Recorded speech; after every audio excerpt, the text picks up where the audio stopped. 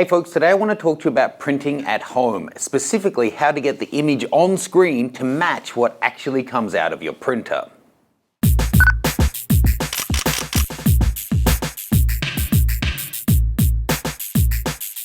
Hey folks, if you haven't already, jump on over to MacGranger.com. You can sign up to my mailing list. I'll send you a free copy of my guide to portraiture and keep you up to date on everything that's going on at the site. So, color calibration can be really tricky. It starts off simple, but the further you go in, the more complex it becomes. I've actually done a bunch of different videos on calibration generally. I've done one on color spaces, Adobe RGB versus sRGB. I've done one on printing workflow to do a commercial book run. I've done videos on calibrating just your screen. I've even done videos on calibrating your lens and camera for perfect focus. Today I want to take it a step further and bring it all together and show you how to get the image right on screen, and then when you hit print for it to come out and actually match. Now this can be a hugely complex process, and it's something I've shied away from doing a detailed video on before, because when you're talking about printing and software, it can be buggy, and then people often just come up with so many unusual results based on their own configuration. You need to get your screen looking right, then you need to get your editing software like Photoshop using the right profiles and having it work, and then you need to set up and customize your printer so that it matches the software and the screen. Fortunately, I think I've found a system that will do it all for you in one step.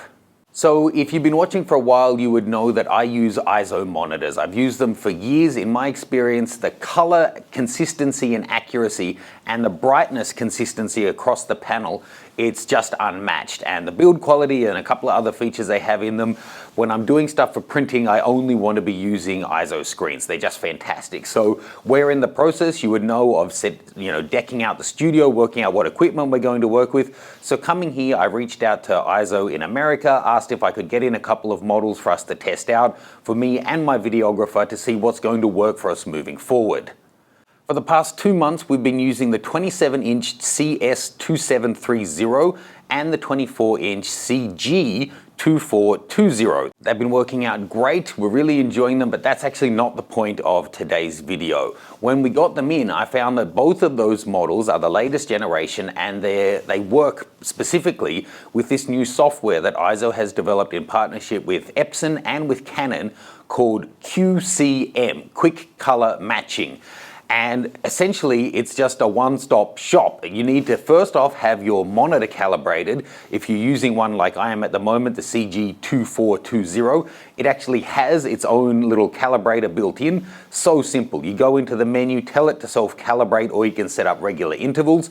The calibrator drops down, then it shows it a bunch of different brightness and color panels based on the ambient light that you actually tend to edit in, and it will just calibrate itself. So then you know your screen, being an Eizo, is color accurate. Then you know that it's using the right profiles based on the space you're working in. So there you know your screen is correct.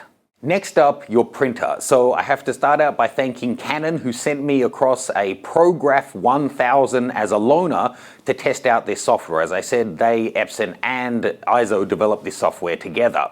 The ProGraph 1000 is a beast. It weighs about 70 pounds. It takes 12 individual ink cartridges, and it'll print up to 17 by 22 inch paper.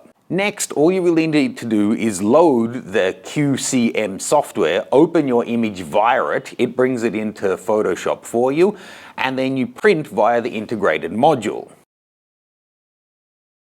That's really all there is to it. It seems that the companies that got together have worked out their different profiles in collaboration, so then the software knows you're using the 2420 monitor and the ProGraph 1000 printer. If this is looking right, then these are the adjustments we're going to need based on the paper you're using and the printer you're using to get the image to actually match. You just hit print and the image comes out looking right. So first up, I loaded this shot I took of an Icelandic horse on my recent tour there.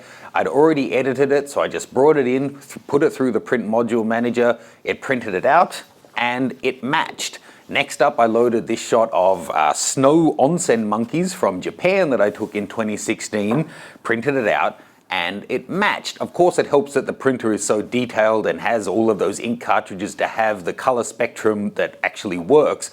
but I even tried it out on some moody black and white images, and again, they looked great. And importantly, it's not that, the printer made them look good, they looked as I had intended when I edited them, and they matched what's actually on the screen. That's the crucial thing here.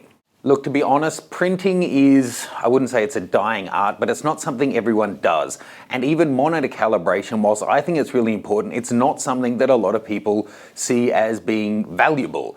There's so many devices out there, phones and laptops and computer screens, that are just, they come shipped completely wrong. They're oversaturated and they're really bright. I like to call it like the Apple effect. If you like that look, then that's fine. But if you ever go to print your work, you'll find what's on the screen is not reflecting what's in the file. So when you go to print it, that's not what's actually going to come out. It's going to look really different and you'll probably be disappointed. So if you're serious about your image making, most likely you've at least considered whether you've gone the whole way of calibrating your screen so you know what's in the file is actually what's showing to you on the screen. And the next step, if you do want to print at home, being able to simplify that whole process of getting the software and screen to work together, then having the printer match that, simplifying that all down into one module that you just drag, drop, and hit print really opens things up. I'll be honest, I've steered away from doing my own printing because I've never found the results to be really satisfactory. The colors never match up, even though my screen is totally calibrated. I never went the whole hog, invested in a great printer and a printer calibrator to get that all correct. But here, having it be able to do all of that in the background for me it really opens things up, and I think it will for other people at home as well. Again, thank you to Canon for sending me the loaner Prograph. Thank you to Eizo for loaning us those two screens. Disappointing that we're going to return them soon, but it's helped us clarify exactly what monitors and printer will work for us in the long term, which is what we originally got them in for. So I hope that you found that helpful. Please do jump on over to the website. You can see everything that's going on there and sign up to the mailing list. And we'll see you soon with more videos from the new headquarters in New York.